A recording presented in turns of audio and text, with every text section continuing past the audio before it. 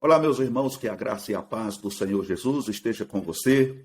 Estamos de volta mais uma vez para juntos participarmos desta aula da Escola Bíblica Dominical. Hoje a lição é a de número 12 e a lição que vamos estar estudando hoje é a lição de jovens da editora Betel, que traz por título Tabernáculo, a tipologia redentora de Cristo. O título da lição número 12, a que vamos estar estudando hoje, vai falar sobre o tabernáculo e a carta aos Hebreus.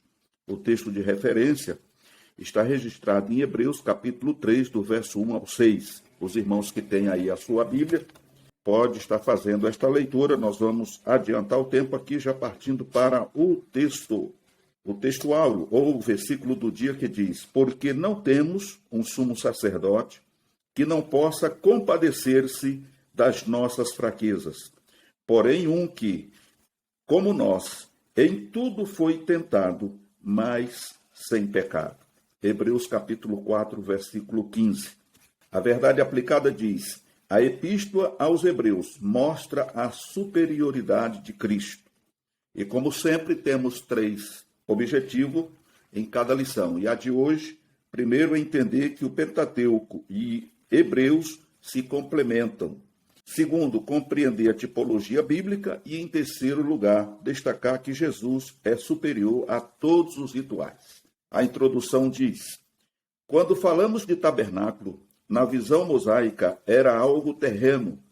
Porém, o escritor aos Hebreus expressa muito bem ao dizer que as coisas do passado eram apenas sombra das coisas que estavam para se manifestar em um momento específico.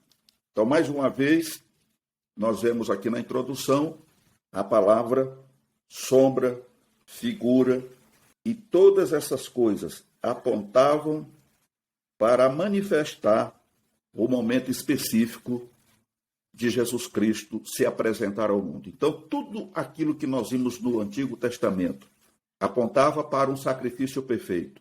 O derramamento de sangue chegou no momento que saturou.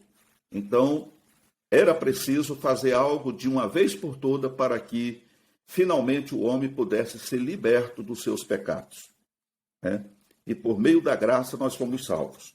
E aí nós vamos, como a gente está trabalhando com tipologia, e essa lição é uma que vem tratando disso também, nós vamos ver e vamos estar entendendo através do comentário o que vem a ser a tipologia.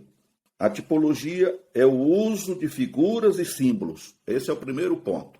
A tipologia é o uso de figuras e símbolos, que foi o que nós vimos durante todo o período em que o povo de Israel permaneceu no deserto. 40 anos, eles permaneceram ali e tiveram ali representando naqueles elementos, nos materiais, em todos os objetos que faziam parte do tabernáculo, Tanto é que na lição passada nós falamos sobre o número 4, que todos os utensílios tinham o número 4 ali, que representava os 4 evangelhos e assim sucessivamente. Então, aqui vamos estar vendo mais uma vez que a tipologia ela é o uso de figuras e símbolos.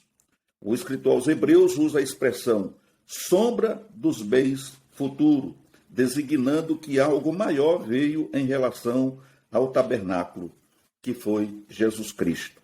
O primeiro ponto dessa lição, ela vai falar sobre os fundamentos da tipologia. E aí nós vamos entender aqui que o tipo é uma classe de metáfora que não consiste meramente em palavras, mas em fatos, pessoas ou objetos que designem fatos semelhantes, pessoas, objetos no porvir.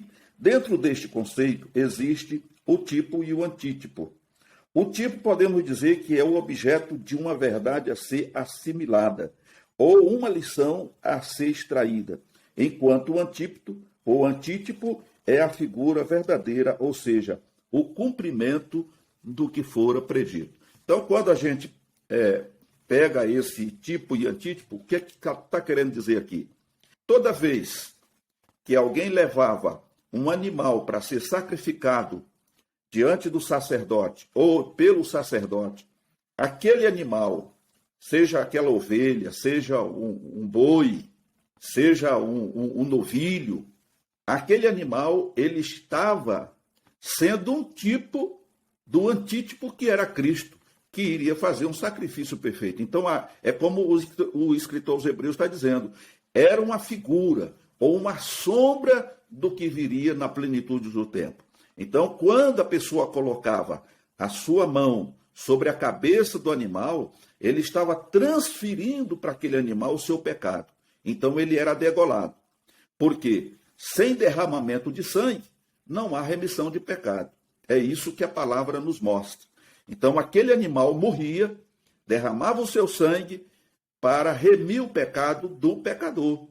O animal era inocente, não, muitas vezes não estava nem, muitas vezes não, ele não estava nem entendendo porque estava sendo sacrificado, certo? Mas ele estava ali representando, ou sendo o tipo daquilo que no futuro aconteceria, né? O Cordeiro de Deus que tira o pecado do mundo. Então, Hebreus mostra o cumprimento de todo o Antigo Testamento, fazendo uma conexão entre o tipo e o antítipo, que é Cristo. Então, o escritor aos Hebreus, ele abre esse leque mostrando que o que foi executado lá no passado era uma representação do que iria acontecer no futuro, com uma diferença, que ali as mortes era repetitiva. O dia inteiro, 24 horas por dia, e chegou um momento, como nós encontramos na história, que Deus não suporta mais. Então, no futuro, esse sacrifício seria único e perfeito, e para todo sempre. Louvado seja o nome do Senhor. O segundo ponto vem falar sobre os tipos e suas características. Segundo, a hermenêutica precisam ser observadas na qualificação de algo como tipo primeiro, tratando-se de tipologia bíblica, é de vital importância que a aplicação do tipo esteja contida na Bíblia. Igualmente, é que haja afinidade entre o tipo e o antítipo, assim como o Cordeiro sem mancha e Jesus sem pecado. Qualquer outra forma que você venha trazer sobre uma figura, sobre um símbolo, sobre um tipo que não esteja inserido na palavra de Deus, você não pode abraçar. Por quê?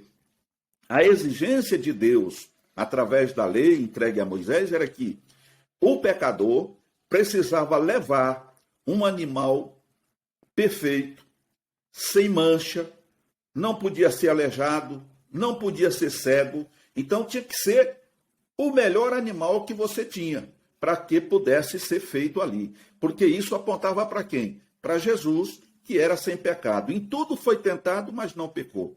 Então, da mesma forma como Jesus era sem pecado, deixou seu trono de glória e assumiu essa humanidade, encarnou, né? Se tornou homem conosco e assumiu os nossos pecados, então, da mesma forma, para transferir o pecado do homem para o animal, esse animal tinha que ser limpo, ele tinha que ser perfeito, né? Inclusive, nos profetas menores, nós tivemos a oportunidade de ver, né, que muitos sacerdotes naquela época não estavam ligando muito para isso, estavam apresentando o sacrifício de qualquer jeito, animal cego, animal aleijado, para eles não estava tendo nenhuma importância isso, mas a palavra de Deus ela é clara, e hoje, através de Cristo, e através do derramamento do seu sangue, nós temos os nossos pecados perdoados, né? Não por mérito, não porque eu e você sejamos bonzinhos, não porque eu seja mais santo ou menos santo, mas pelo grande amor de Deus, né, revelado nas Escrituras, principalmente em João 3,16. Então nós vemos aqui que Jesus era sem pecado e o animal tinha que ser um animal perfeito e limpo e sem mancha. A mancha, ela sempre mostra algo irregular. A mancha, espiritualmente falando, é pecado. É algo que denigre a imagem de Deus a qual representamos. Então, esse animal, ele tinha que ser limpinho, não podia ter mancha, não podia ter nenhum tipo de doença, de alejo, de cegueira, enfim. Ele tinha que ser perfeito, para que realmente Deus pudesse aceitar, né, o sacrifício daquela pessoa que estava sendo executado ali, né? Pois muito bem, no terceiro ponto, ou no segundo ponto, melhor dizendo, que aqui nós já vamos para o ponto 2, o ponto 2 que vem falar sobre tipos no templo da lei, ou no tempo da lei. O Antigo Testamento é rico em detalhes, personagens e eventos em que podemos perfeitamente perceber que estão ali para dizer da existência de algo maior que seria revelado. Mesmo que as condições sejam adversas, como Israel no deserto, sempre tem verdades de Deus a serem extraídas e compreendidas. Primeiro, Moisés como tipo de Cristo. Então, existe uma relação muito grande entre o maior líder que o povo hebreu teve no Antigo Testamento e Jesus, que é a consumação das Escrituras. Vejamos, por exemplo, que Moisés veio com a missão de libertar o povo da escravidão do Egito, enquanto Jesus se manifestou para libertar o povo do pecado. Então, nós vemos aqui uma correlação. Moisés é levantado por Deus para libertar o povo da escravidão. Um povo que estava há 430 anos subjugado pelo Egito, pelo faraó. Então, Deus ouve o clamor desse povo e escolhe Moisés, que antecipadamente foi preparado para essa finalidade. Se você olhar a história de Moisés, a época em que ele nasceu, os episódios que aconteceu ali, então você vai entender que Deus preservou a vida de Moisés para esta finalidade, para que no futuro ele pudesse liderar aquele povo e ser um mediador entre Deus e o povo, que foi exatamente o que aconteceu. Então, Moisés tinha essa liberdade de conversar com Deus, de receber de Deus as diretrizes para que, através delas, Moisés pudesse guiar o povo pelo deserto. Então, nessa tipologia, Moisés, ele representa Cristo. Moisés teve um trabalho de tirar o povo da escravidão do Egito. Nós, através de Cristo, também fomos tirados da escravidão do pecado. O Senhor nos libertou. O Senhor nos reconciliou com Deus. Porque esta relação, este relacionamento entre homem e Deus estava cortado. Mas Deus, através do seu amor, envia o seu filho. Assim como levantou Moisés, Deus levanta o seu filho, envia ele, e ele vem para cumprir esta missão. Então Moisés liberta o povo do Egito e o Senhor nos liberta do mundo, da escravidão do pecado. Louvado seja Deus. Um outro sim. Assim, nós vemos aqui uma afinidade, é que ambos tiveram reclusos em jejum por 40 dias. Moisés jejuou por 40 dias, Jesus também por 40 dias e 40 noites, conforme relata os evangelhos, ele também ficou no deserto sozinho, né? Até onde ele foi tentado pelo inimigo. Mas nós vemos que até nisso eles têm uma correlação, essa figura. Moisés foi considerado mediador da aliança do Sinai, enquanto Jesus foi mediador de uma nova aliança. A aliança do Sinai era manter o povo separado, era trabalhar com o povo, trazendo eles para uma nova realidade. Alguns chegam a dizer assim, não, o trabalho de Moisés foi fazer uma lavagem cerebral nas pessoas para que eles esquecessem o mundo. Não, não é bem assim. Na verdade, Deus escolheu o povo de Israel e isso começa lá com Abraão. Então, Deus tinha, acima de tudo, um compromisso e tem até hoje um compromisso com o povo de Israel. Então, Deus queria este povo para servi-lo, para adorar o Senhor e para ser um povo especial e zeloso de boas obras. Então, Moisés, ele foi incumbido de trazer este povo à memória, tudo aquilo que Deus fez, que Deus, no decorrer dos tempos passados, como Deus trabalhou na vida de Abraão, de Isaac, de Jacó, até aquele ponto. A partir daquele ponto, Deus estaria trabalhando no meio do seu povo como Deus provedor, como Deus que cuida, né? Nós vemos ali, por exemplo, no deserto, durante o dia a nuvem, para o povo não morrer queimado pelo sol. Durante a noite, a coluna de fogo para aquecê-los por conta do frio, né? E nós sabemos que no deserto, somente naquela região, o frio muitas vezes chega a 50 graus. né? Aliás, a temperatura chega a 50 graus e à noite o frio é tremendo. Então Deus provê os meios e as condições para que o povo siga a um único Deus e abandone a idolatria. E até hoje não mudou, continua sendo o mesmo propósito. Moisés foi considerado o mediador da aliança do Sinai, enquanto Jesus foi mediador de uma nova aliança. Essa nova aliança, na antiga aliança, era a lei que predominava. A lei era olho por olho e dente por dente. Agora, na nova aliança, nós estamos na dispensação da graça, ou na era da graça. Então, aonde eu não preciso mais fazer o sacrifício, porque Jesus já fez o sacrifício por nós. Ele já derramou o seu sangue. Então, eu não preciso mais fazer um altar. Eu não preciso mais queimar um bezerro, um cordeiro, uma ovelha. Eu não preciso mais colocar a mão na cabeça do bode. Quem fazia isso era o sacerdote. Esse bode era levado lá para o meio do deserto e era abandonado lá porque ele estava carregando o pecado do povo. Então não precisa mais disso, porque Jesus assumiu o meu lugar. Ele é o mediador da nova aliança. Louvado seja Deus. Moisés, na implantação da lei, mandou matar os idólatras do bezerro de ouro, que era cerca de 3.000 homens. Quando ele desce do Monte Sinai, ele vê a farra do boi. O boi estava em cima de um altar e o povo dançando e cultuando o boi, porque julgaram que Moisés tinha morrido depois daqueles 40 dias lá em cima do monte. E ele, por ser já uma pessoa idosa, com certeza morreu. Então nós precisamos de um guia, de um Deus que nos guie. Então inventaram tudo aquilo lá. E naquele dia, quando ele desce, ele manda pegar todas aquelas pessoas que estavam envolvidas diretamente com aquela adoração falsa. E ele mandou matar, conforme diz aqui, cerca de 3.000 homens. No caso de Jesus, já foi diferente. Jesus, na inauguração da graça, através de sua igreja, em plena festa de Pentecostes, salvou quase 3.000 almas.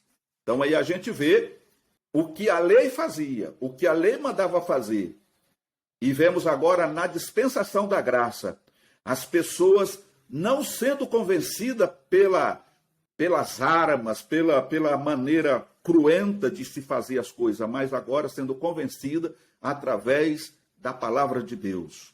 Quando Pedro começa a falar, até porque ali surge uma dúvida de que tudo aquilo estava acontecendo porque eles estavam bêbados, estavam embriagados, tinham passado a noite na farra.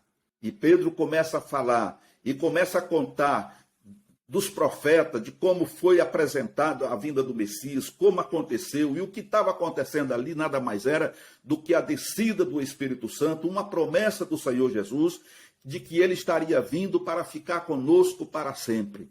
E imediatamente muitas pessoas, entendendo no seu próprio idioma, porque aquelas pessoas que estavam falando em línguas, elas falavam no idioma de todas aquelas pessoas que estavam presentes naquele momento ali. E falavam da grandeza de Deus. E quando é feito o convite, quase 3.000 almas aceitam o Senhor Jesus como Salvador. Então, uma diferença muito grande. Jesus, ele representa Moisés, ele é um tipo de Moisés, mas com a diferença de que Jesus não trouxe a espada, não trouxe a morte, mas ele trouxe a vida. Porque a morte ele assumiu, a morte que cabia a mim, que era a minha condenação, como diz Paulo, o salário do pecado é a morte, mas o dom gratuito de Deus é a vida eterna. Então, eu tinha que morrer por conta dos meus pecados. Nós éramos condenados à morte, mas o Senhor Jesus, ele assume o meu lugar, e a vida que ele tinha, a paz que ele tinha, ele deu para mim. E hoje nós temos vida eterna com Deus e temos paz com Deus. Louvado seja o nome do Senhor Jesus. No segundo ponto, vem falar sobre o tabernáculo como tipo de igreja. E aí nós vemos que toda aquela construção em pleno deserto tinha mais significado do que simplesmente um lugar de reuniões coletivas. Através da tipologia, percebemos uma relação entre o tabernáculo e a igreja. tanto o tabernáculo quanto a igreja nasceram como projeto divino para o seu povo. O tabernáculo foi erigido para que o povo pudesse cativar uma vida de adoração e santidade a Deus, assim como a igreja tem o propósito de proporcionar comunhão uns com os outros e com o Deus Todo-Poderoso. A igreja se torna maior que o tabernáculo, pois a expectativa ou a perspectiva do povo era a terra prometida, enquanto a perspectiva da igreja é o arrebatamento que nos levará para a cidade santa, a nova Jerusalém. Cumprir-se ao que fora dito por Jesus: onde eu estiver, estejais vós também. Então nós vemos que a construção do tabernáculo era uma forma de aproximação do povo com Deus, em adorar. A igreja hoje, ela tem essa comunhão através dessa irmandade, através dessa fraternidade, ou através do amor ágape. É por isso que é interessante a gente poder observar que nós não podemos simplesmente dizer que amamos a Deus. Nós precisamos amar os nossos irmãos. Devemos ter por ele grande apreço, porque essa coinonia, ela está embasada nesse conteúdo que vemos aqui. A igreja, ela é o corpo de Cristo. Nós, individualmente, somos membros do corpo de Cristo. E a igreja só é completa quando ela está unida. Não basta apenas estar reunida, ela tem que estar unida. E esta foi uma oração de Jesus, lá em João 17. O Senhor Jesus pedindo ao Pai que a igreja continuasse uma com ele, como ele, Jesus, era um com o Pai. Então o Senhor procurou sempre a unidade da igreja. E aonde há unidade não há divisão. Aonde há unidade não há contenda. Aonde há unidade não há nenhum tipo de embaraço, porque as pessoas aprendem a se respeitar, a respeitar os limites e a entender a individualidade de cada um. No entanto, como membros do corpo de Cristo, estamos inseridos em Cristo, que ele é o cabeça, e isso nos faz um só corpo. Nós não podemos, de forma alguma, dispensar a mão, porque a mão ela é importante para o corpo. Da mesma forma, como cabeça, eu não posso dispensar os pés, porque senão não consigo me locomover. Então, cada particularidade do corpo tem a sua função e é imprescindível para um bom funcionamento. Por isso, nós vemos aqui o texto que o tabernáculo, a perspectiva do povo era a terra prometida naquele tempo, enquanto que a perspectiva da igreja é o arrebatamento que nos levará para a cidade santa, a nova Jerusalém. O crente que não tem essa esperança, o crente que está hoje numa denominação e ele não tem esta convicção de que o Senhor Jesus voltará e nos levará, e alguma coisa está errada com ele. Porque a maior esperança, o maior desejo da igreja é estar com Cristo. É aguardar a volta do Senhor Jesus. E nós estamos nesse pensamento, nessa fé, nessa convicção de que o Senhor Jesus voltará em breve e estaremos com ele para sempre. Louvado seja o nome do Senhor. O terceiro ponto vem falar sobre a carta aos Hebreus e a excelência de Cristo. Durante toda a instituição do tabernáculo, animais eram oferecidos todos os dias para expiar os enésimos pecados do povo. Porém, como bem descreve o texto sagrado, é impossível que sangue de bode e touro tire o pecado, conforme registra Hebreus capítulo 10, verso 4. Nós falamos aqui que por um tempo funcionou, mas chegou um momento que Deus não aceitava mais aquilo, porque o homem deixava ali, acabava de sacrificar um animal e virava as costas, ele já estava cometendo o erro novamente. Então, irmãos, chega um momento que precisa parar um pouco. Tem muita gente hoje vivendo dessa forma. Ele ainda não tomou uma atitude, uma decisão firme. Se ele quer seguir Jesus ou se ele quer seguir o curso dessa vida, se ele quer continuar vivendo nessa vida que o mundo oferece, mas que no final vai ser uma tristeza muito grande, vai ser uma perdição eterna. Então, hoje temos um sacrifício feito por Jesus, como já frisamos aqui. A responsabilidade de aceitar ou não aceitar cabe somente a mim e cabe somente a você. É você que decide em qual caminho você quer trilhar. Se você quer ir para o céu com o Senhor Jesus, se você quer ter uma vida santa e gozar uma eternidade feliz com Jesus, ou se você quer perecer numa eternidade cheia de sofrimento e dor. Então, o sacrifício foi feito, a porta foi aberta, o véu foi rasgado de alto a baixo. Então, hoje eu tenho a oportunidade de me tornar um cristão autêntico e servir ao Senhor com todo o coração, de toda a minha alma e de todo o espírito. Por quê? Porque o Senhor, através do seu sacrifício, me franqueou essa oportunidade. Ok? Somente o sangue de Jesus, considerado o Cordeiro de Deus, é que tem poder para perdoar pecados.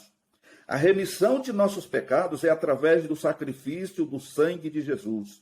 Ele é o sacrifício perfeito, que não somente morreu pelos nossos pecados, mas também ressuscitou para nos dar uma esperança eterna. Enquanto o sangue de animais perdiam sua validade após o derramamento, o de Jesus ainda tem seu valor, mantendo seu poder de remissão. Louvado seja o nome do Senhor. O sangue dos touros, dos bodes, das ovelhas, dos cordeiros, enfim, o sangue dos animais tinha prazo de validade. O sangue que Jesus derramou ainda verte até hoje. E é esse sangue que nos purifica de todo o pecado. Louvado seja Deus. E o mais importante é que hoje nós temos paz com Deus. Fomos reconciliados com Deus, porque esta foi a função de Jesus, né? Reconciliar o mundo com Deus. O Senhor veio trazer liberdade, não para viver na libertinagem, mas liberdade de poder adorar o Senhor e ter a certeza de que um dia nós vamos estar com Ele nos céus. O ponto 2 e último vem falar dessa certeza. A certeza que temos é de alguém que, como nós, em tudo foi tentado, porém não pecou. Isto qualifica a se compadecer de nossas fraquezas. João foi feliz ao dizer que temos um advogado, lá em 1 João 2 e 1. Alguém que nos representa diante de uma instância superior. Em Cristo temos a certeza de ser mais que vencedores por aquele que nos amou. Romanos 8 e verso 37. Então, para concluir, nós vemos aqui que o Senhor Jesus não só se tornou o nosso Redentor, o nosso Salvador, mas ele também hoje é o nosso advogado, conforme está registrado lá em 1 João, capítulo 2, e verso 1. Né? Por quê? Porque ele se compadece das nossas fraquezas. Eu não posso dizer nunca e jamais que sou um super crente. Você também não pode dizer isso. Nem um super santo eu não posso dizer isso. Por quê? Porque a santificação, irmãos, ela é progressiva. É um processo. Não se aceita Jesus de noite e no dia seguinte você já está 100% santo.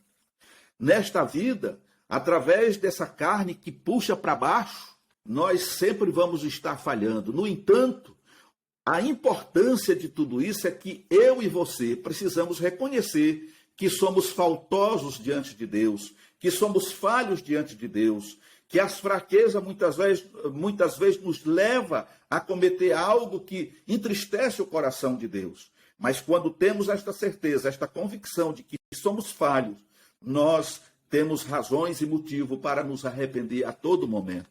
Sempre orando em espírito, ou nos momentos que estamos a sós com Deus, pedindo sempre perdão pelos nossos pecados, pelas nossas falhas, pelas nossas fraquezas, pedindo a Deus a sua misericórdia, pedindo a sua longanimidade e que o Santo Espírito possa trabalhar em nós a cada dia, nos preparando, nos aperfeiçoando para aquele grande dia. É dessa forma que vamos vencer. É lutando. Nós estamos numa guerra. E a maior guerra, meu querido irmão, minha querida irmã, ela não acontece no físico, ela acontece no espiritual. Acontece aqui na tua mente, na minha mente, na nossa mente. É aqui que nós temos uma batalha. Né? A guerra não é contra carne e sangue, mas são contra os principados, contra as potestades, contra tudo aquilo que o inimigo tem usado para atacar a igreja do Senhor.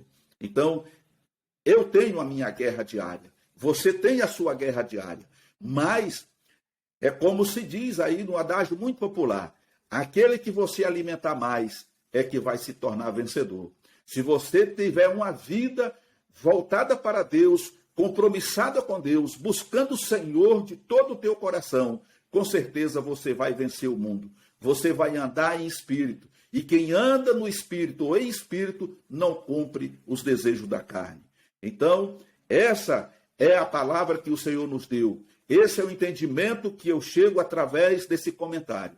Que nós temos hoje um sumo sacerdote perfeito, que é capaz não somente de fazer o sacrifício como fez, como é nosso advogado e intercede por nós. Que Deus em Cristo te abençoe.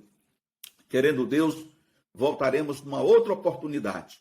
E lembrando você que ainda não é inscrito no canal, se inscreva, venha fazer parte desta família. Se una conosco, faça o seu comentário, ative o sininho aí aquele like, o sininho de notificação para receber os nossos vídeos quando postado.